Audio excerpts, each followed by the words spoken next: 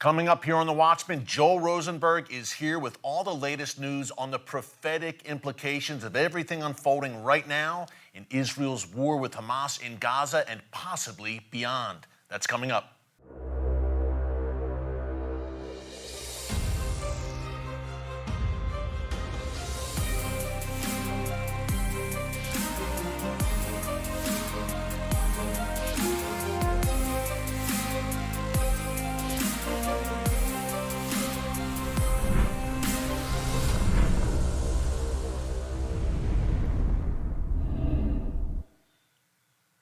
Hey folks, Eric Stakelbeck here. Welcome to The Watchman. We are in New York City on day 19 of Israel's war with Hamas terrorists in Gaza. Now we have a lot to unpack today, folks. Some breaking on-the-ground updates from Joel Rosenberg, host of the Rosenberg Report on TBN. He will be joining us shortly also to fill in some of the prophetic implications of everything we are seeing right now, including some staggering and disturbing comments today by Turkish President Recep Erdogan regarding Hamas and Israel. You won't want to miss that.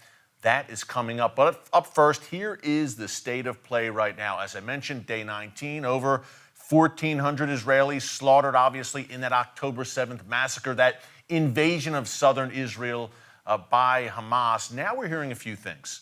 Number one, that the United States, the Biden administration, has asked Israel to delay its ground invasion. Now, we've been discussing this on The Watchman. Many have been asking, why has Israel not invaded yet? We're going on nearly 3 weeks since that October 7th massacre. Well, there's a lot of reasons, folks, going on behind the scenes, but one reason clearly is pressure from the United States. In essence, according to the Wall Street Journal, what the U.S. is saying is, look, when you invade Hamas, not if, but when Israel invades Gaza, and crushes Hamas decisively, U.S. officials are saying, look, we're very concerned that the Iranian regime will unleash its proxies in response and target U.S. assets across the region. Now, folks, over the past few days, as we have reported here on The Watchman, U.S. bases in Syria and Iraq have been attacked repeatedly by Iran-sponsored Shia militia proxy terror groups. Remember, there are some 900 U.S. soldiers in Syria right now, at least 2,000 in Iraq, several bases housing U.S. soldiers, and time again, over the past 2.5 years, those bases have come under fire. Over 80 times come under fire from Iran-backed proxies, drones, rockets, missiles, and we've seen an uptick in that over the past few weeks as tensions obviously intensify in the Middle East. So tonight, we're going to unpack this more, this delay, perhaps, in Israel's ground invasion in Gaza. Is that a good thing, or does that help Israel's cause? We're going to discuss it tonight on TBN. You can also watch on the TBN app at 9:30 p.m. Eastern Time, our latest episode of Israel Under Fire, a weekly special program we're doing on TBN every week. As this war unfolds, we will interview the top international spokesman for the Israel Defense Forces, Jonathan Conricus. He is joining us tonight, 9:30 p.m. Eastern. You can watch it on TBN and the TBN app, Israel Under Fire, and we will really break down the coming ground invasion with the military spokesman and what that all looks like and what the U.S. is saying. A lot to unpack there for sure. In the meantime, quick reminder, if you have not subscribed to The Watchman right here on YouTube, be sure to subscribe and click the notification bell so you get alerts every time a new video is posted. We're bringing you the kinds of stories the mainstream media just isn't covering. One of them unfolded today as well, folks, when leaders from Hamas, Palestinian Islamic Jihad, and Hezbollah met in Beirut. Hezbollah leader Sheikh Hassan Nasrallah was part of this terror summit in the city of Beirut, and who knows what they were talking about, but it certainly wasn't anything good. The official record said they were discussing their war strategy going forward against Israel. Again, this is a collection of terror leaders, Israel's worst enemies, 3 terror proxies, Hamas, Islamic Jihad, and Hezbollah, closely collaborating. And this should really come as no surprise if you watch The Watchmen on a regular basis, because, folks, look, over the past 2 months, In the run-up to October 7th in particular, we had been sharing with you repeatedly about these consistent meetings taking place in Beirut involving Hezbollah, Hamas, Islamic Jihad, and many times representatives of Iran's Islamic Revolutionary Guards Corps. And I'm sure they weren't just getting together to plan a picnic or a family reunion. A jihad reunion is more like it, and a jihadist assault on Israel. Iran's fingerprints are all over what happened on October 7th, as we have discussed here many times. And in terms of what happened on October 7th, a quick note before we go to Joel Rosenberg and the prophetic implications of this all. I'm talking about Psalm 83, Ezekiel 38 and 39, Isaiah 17, and Turkey's role in all of this and those troubling comments today by Recep Erdogan about Israel and Hamas. But up first, speaking of October 7th, just so it stays fresh in your mind, because many right now in the world, in the so-called international community, seem to have forgotten about what happened on October 7th. Yes, I know it's only 19 days ago, but their memories seem to be very short as they shift from concern about slaughtered Israeli civilians, men, women, children, and the elderly, and Israeli hostages in Hamas's clutches in Gaza, and their concern more and more shifts to Gaza and to the Palestinians and Israel's supposed war crimes in Gaza, which are anything but. The sole responsibility for civilians in Gaza rests with Hamas, as we've been telling you here every day on The Watchman. But just a reminder, and it's not always pleasant, here is some captured audio from October 7th, a Hamas terrorist who was taking part in the slaughter of Jewish women, children, the elderly, babies, toddlers in southern Israel, phoned home to his father, and the Israel Defense Forces were able to get a hold of this audio recording. It's stunning, but you need to hear it. Take a listen. الو اه يابا اه انا قاعد اكلمك من جوبا بسيم. افتح الواتس تبعه قول له وين شوف كيف القتلى، شوف كيف قتلت بيدي يابا، ابنك قتل يهود، هاي دخلوا فلسطين الله يابا. اكبر. ربنا يحميك يا رب، ربنا يحميك يابا، ربنا يحميك قاعد يابا. اكلمك من جوال يهوديه قتلتها وقتلت جوزها، الله عشرة بيدي يابا، اكبر، الله قتلت اكبر ولله 10 الحمد. الله يابا، اكبر 10 ولله بيدي الحمد. قتلت يابا. افتح الواتس شوف كيف قتلت يابا. افتح بدي اسال عليك واتس قول له وين بروح. ربنا معك بالسلامة يابا انا جوبا بسيم يابا، يابا والله 10 قتلت، 10 بيدي يابا، يابا على ايدي، اعطيني امي اعطيني امي. يما يما يحميك يما. طول الليل ادعي لك، 10 بيدي يابا، كمان 10 يابا بيدي قتلت. طول الليل ادعي لك يما، طول الليل ادعي لك. ربنا يرحمك بالسلامة يما. ربنا يرحمك يابا، بعمل لك تبث مباشر من جوا. ادعي لك يما، طول الليل ادعي معاك يما ربنا يرحمك تفضل يما. اقتلك. In case you had any doubt still, and I hope you don't, but if you did, about what Israel is up against, and the free world by extension, there you go. Folks, Hamas is a demonic death cult. You just heard it straight from their mouths. This man, if you can call him that, boasting about slaughtering Jews, the blood on his hands, and his parents actually praising him, weeping tears of joy. They were absolutely gleeful. They were exhilarated in the wake of their son slaughtering innocent men, women, and children completely unprovoked in southern Israel. And the glee in his voice, folks, this is a spiritual battle. Hello. If you didn't think so before you heard that recording, wake up. We battle not against flesh and blood, but against spirits and principalities. The Antichrist spirit. I can't think of any more clear indicator or example of it than what you just heard on that call. And that is pretty much par for the course among the Hamas terrorists who took part in the October 7th massacre. I've never heard anything like that.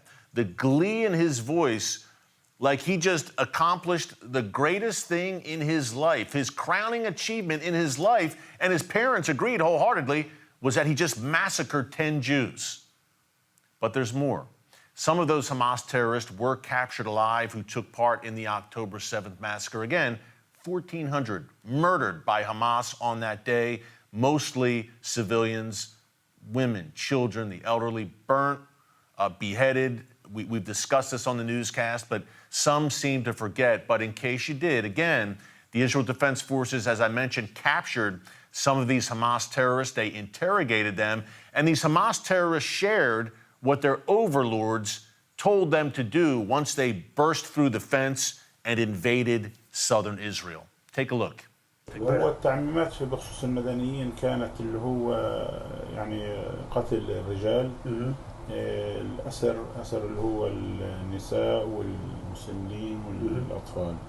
طهروا البيوت واخطفوا قد ما تقدروا أسرى، لأنه في غزة اللي باخذ أسرى له مكافأة. قديش المكافأة قالوا لكم؟ شقة، منزل، بيت، $10,000. اللي بيجيب كل أسير باخذ شقة ومنزل؟ مين قال لكم إياها هاي؟ كانوا يحكوها في القسام يعني. $10,000 for every Israeli dragged back to the bowels of hell into the tunnels beneath Gaza, to every Hamas jihadist. And, you know, these interrogations, folks, we just showed you a small snippet there, but they are pretty lengthy. And in one, a Hamas terrorist told the Israel Defense Forces interrogator, we became like animals. I'm quoting him directly. As soon as we entered southern Israel, we became like animals, and we did things that human beings don't do. I would wholeheartedly agree with that. That's exactly what happened, because you're dealing with a demonic entity, modern-day Nazis. That is who Hamas is. How would the world approach Hitler and the Nazi regime today? You have to wonder, with the treatment of Hamas, where yesterday the UN Secretary General says, well, Hamas's attacks didn't happen in a vacuum. Israel has been oppressing the Palestinians for years and years.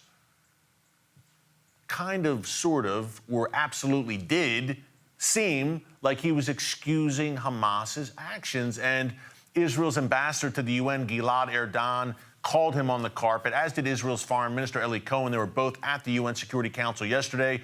Gilad Erdan called on Antonio Guterres, the UN Secretary General, to resign, and rightly so, for his explaining away of Israel's 9/11, the greatest massacre of the Jewish people since the Holocaust. Folks, we talk about the state of play, so to speak. That is the state of things right now. There is a global, demonic, anti-Semitic, anti-Israel wave unfolding right now. And as for me and my family, we will serve the Lord, and we will stand with Israel through thick and thin. We have a biblical mandate as followers of Jesus. I am a Christian. We have many here watching who aren't Christians. All are welcome. But just so you know, where we stand here on The Watchman, unapologetically, we are followers of Jesus, and we are approaching this from a truthful perspective, number one, but unapologetically from a biblical perspective. I can't say the same for Hamas's leaders. Let's go real quick. If you wonder where this is coming from,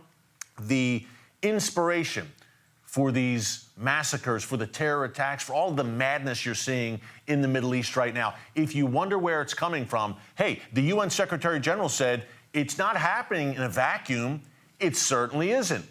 It's not happening in a vacuum because Hamas's top leaders are actively encouraging this and giving the ideological ammo for the massacres. Don't believe me? Here they are in their own words. اللهم عليك بيهود شل أركانهم ودمر كيانهم اللهم مكننا من رقاب يهود اللهم مكننا من رقاب يهود فلقد اقترب يوم ذبحكم وصالكم والقضاء عليكم حتى لا يبقى يهودي ولا صهيوني على وجه هذه الأرض. عقيدتنا في قتالكم أننا سنبيدكم على بكرة أبيكم ولن نبقي منكم أحدا. اقتلوهم حيث ثقفتموه، ما فيش بنعرفش حدد وين ما بنستطيع سنقاومهم. التي يتبر فيها ملكهم ويباد فيها أبناؤهم. اللهم عليك باليهود ومن والاهم، اللهم عليك بالأمريكان ومن والاهم، اللهم احصهم عددا واقتلهم بددا ولا تغادر منهم أحدا.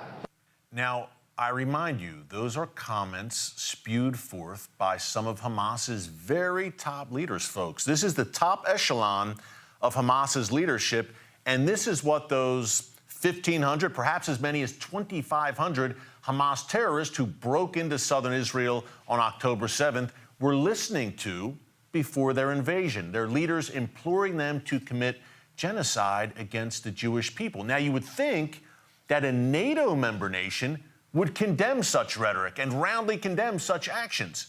But then there is Recep Tayyip Erdogan, the president of Turkey. Under his rule, Turkey, which is a NATO member nation, remember, the second largest military in all of NATO behind the United States, but under the radical rule of Recep Erdogan, we refer here on The Watchman to Turkey as NINO, NATO in name only. Why do I say that? Take a look at Recep Erdogan's comments today about Hamas and Israel. Bir terör örgütü değil, topraklarını ve vatandaşlarını koruma mücadelesi veren, evet, bir kurtuluş ve bir mücahitler grubu. Folks, that's a leader of a NATO member nation, officially an ally of the United States and the West, calling Hamas a liberation group, mujahideen, holy warriors fighting for the liberation of their land, and they are not terrorists, according to Recep Erdogan. Well, we are joined by someone right now who knows a lot about Recep Erdogan, about the Hamas movement, and much more, and the prophetic implications of it all. Our good friend Joel Rosenberg joins us now from Jerusalem, host of the Rosenberg Report on TBN. You can find him here on YouTube as well, and editor-in-chief of All Israel News. Joel, welcome. Always great to see you, my friend. I wish it was under better circumstances, of course, but quick take here before we unpack things a little bit more. What's your instant reaction, I guess you would say, to these comments by Recep Erdogan, the Turkish leader? Well, Recep Erdogan, first of all, good to see you, Eric. But Erdogan has just fully unmasked himself now. This is the type of rhetoric that he was using several years ago, for more than a decade. He was elected first as prime minister, later as president, as a moderate. But then he began to slowly gain power, consolidate power. And once he had full authoritarian, autocratic, tyrannical control of Turkey, then he started to become more aggressive against Israel and for radical Sunni Islam. But then when his economy was in trouble about a year and a half ago, he began to try to do a rapprochement with Jerusalem. And but now he realizes this is the moment. He wants to become the sultan of all radical Sunni Islam, just the way the supreme leader of Iran is the leader of all Shia apocalyptic and radical Islamism. So this is a bid for control right now by Erdogan, and this is proof that he is our enemy, and Erdogan is moving rapidly away from NATO, closer and closer to Russia, Iran, and Hamas. Joel, I want to ask you about Iran and some of your recent work and commentary on the issue, but real quick, Turkey in particular, a prophetic player in your view? I think of Ezekiel 38 and 39, that coming war of Gog and Magog. Do you think Turkey, you mentioned Russia and Iran, we see those nations coming closer. Is Turkey in the future a prophetic player in your view that will come against Israel ultimately? It is. There's no question about it. I wrote about it in my first nonfiction book that I ever wrote, Epicenter. And in my most recent nonfiction book, Enemies and Allies, I went into this issue again. And there's no question that Turkey in the Bible is an enemy in the last days. Obviously, it was the base camp of enormous amounts of preaching and teaching by the Apostle Paul and his team in the first century. But as we get to the end of days, what we know is modern day Turkey will be a terrible, wicked enemy of Israel. In Ezekiel 38, it's described as by an ancient name Gomer and Beth Togarmah. And so this, the question is, is Turkey, which has been a Western NATO ally, as you say, I like your point, NATO in name only. I had not heard that term, Eric, but I think it's apt. Turkey is clearly turning under Erdogan to the dark side, building closer and closer ties to Russia and Iran, even buying Russian military hardware. And this is insane. What NATO country would ever be in league with Vladimir Putin? But one more point here, geopolitically, Eric, before we talk about the prophecies, think about it this way. Just take the Etch-a-Sketch of this whole conversation for a second, clear the screen, and go with this one thought. What are the only two countries right now that are directing their military assets to invade democratic countries and slaughter them at will? That's Russia under Vladimir Putin going into Ukraine, and Iran under the supreme leader Ali Khamenei using Hamas and getting ready to send Hezbollah in as well. So those are the two countries. Communist China, horrible, but hasn't invaded Taiwan yet. North Korea, horrible, but hasn't fired an ICBM that can hit the United States yet, right? So who's invading? Who are the monsters on the planet? Russia and Iran, just as the Bible said it would be. But that's a geopolitical analysis right now. It's pretty sobering.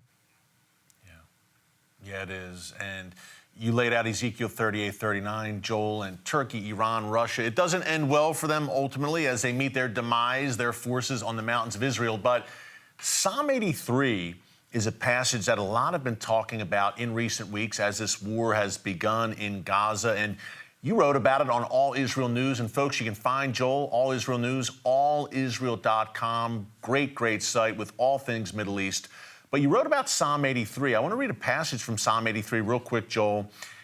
Israel's enemies, as Psalm 83 lays out, it says, with cunning they conspire against your people, Israel. They plot against those you cherish. Come, they say, let us destroy them as a nation, so that Israel's name is remembered no more. With one mind, they plot together. They form an alliance against you. Edom and the Ishmaelites, Moab and the Hagrites, Byblos, Ammon, Amalek, Philistia, which would be Gaza, the people of Tyre, Lebanon, even Assyria has joined them. Joel, I look at the map right now, Lebanon, Gaza, Syria, Iraq, nations that are hostile to Israel, and also Judea and Samaria in the so-called West Bank. We've got, obviously, terror movements there. What are your thoughts on Psalm 83 and its relevance to what we're seeing right now? Sure. Well, Eric, many Christians pay no attention to Old Testament prophecies, whether they're eschatological or not, unless they're messianic. But for those who are interested in Bible prophecy and believe it's relevant and gives us insights to what God wants to tell us about the future, it really comes down into two camps.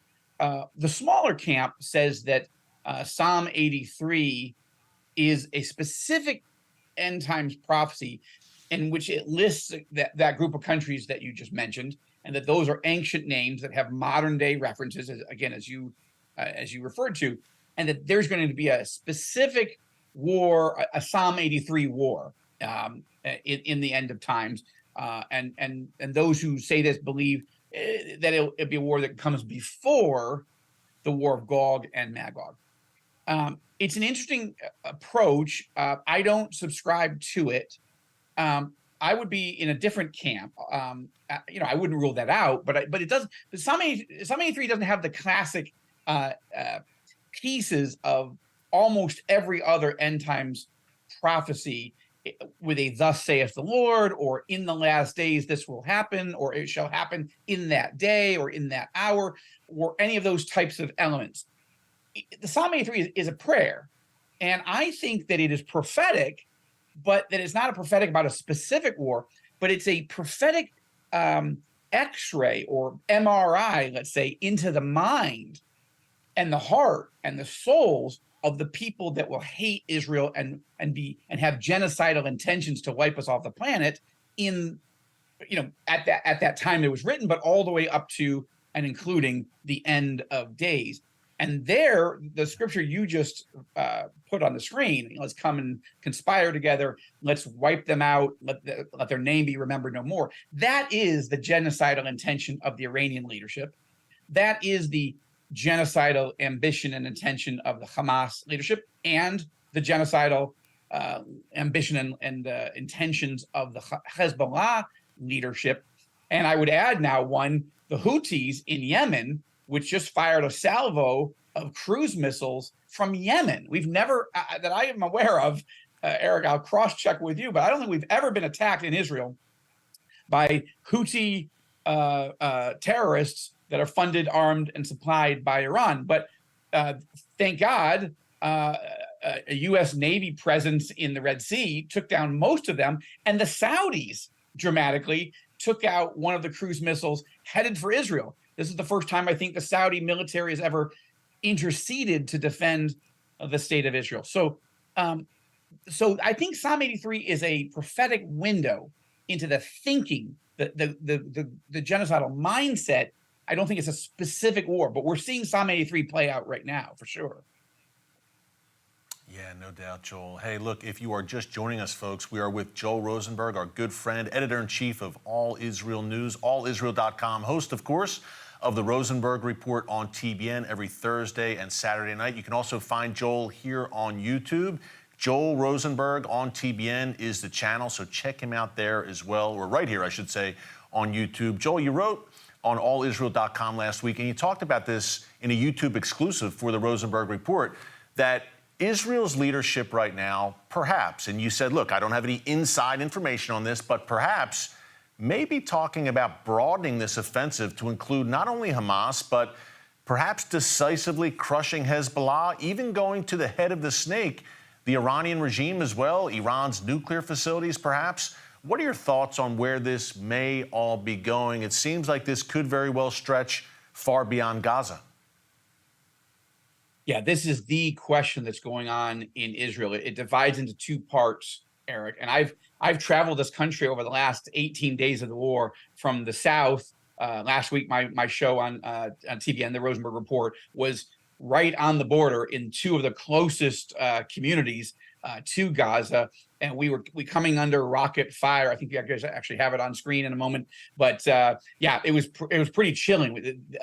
The Israeli officials wanted to show me and a group of foreign ambassadors the atrocities, where these atrocities had happened. They wanted us to understand how dangerous it was. And while we were there in Sderot, you're going to see it in about 5 seconds, the alarms go off and we go running for your lives. You only have 15 seconds to get in the bomb shelter. We didn't make it to the bomb shelter before the explosions started happening all over our heads. And one of the ambassadors, a very sweet woman, tripped and face planted right in front of me. Fortunately, my TBN cameraman and I were able to scoop her up by her bulletproof vest and get her inside the bomb shelter.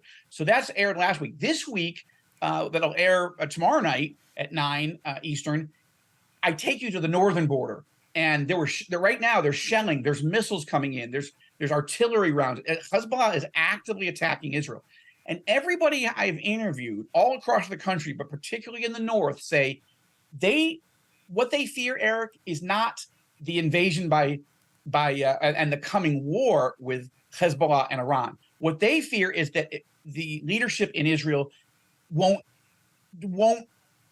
have the courage to go strike hard, fast, and first to take out the Iranian threat and the Hezbollah threat. That they're actually worried because they say, as one Jewish Israeli 25-year veteran of the IDF intelligence forces up on the north, he said to me, "Look, Joel, I'm not a Christian. I'm not an evangelical. I'm Jewish, and I'm telling you, this is the end of days.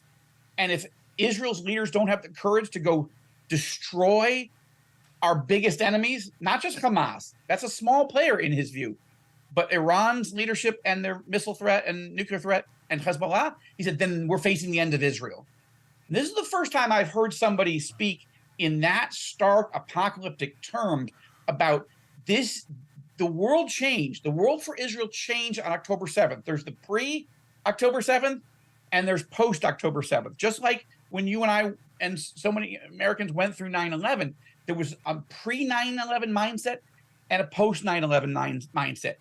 And I guess I would say this, I haven't found a single person. I sat with a very prominent, one of the most influential journalists in Israel today for lunch.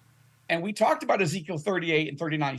He goes, "I don't know, honestly, if we're at that stage, but our government better be thinking about this is the moment. If we are not going to use the moment now with Iran at 84% enrichment, and you only have to get to 90 to 92, 93. When would we do this? When are we going to do this? After we're invaded and Hezbollah and Iran slaughter hundreds of thousands of us rather than thousands?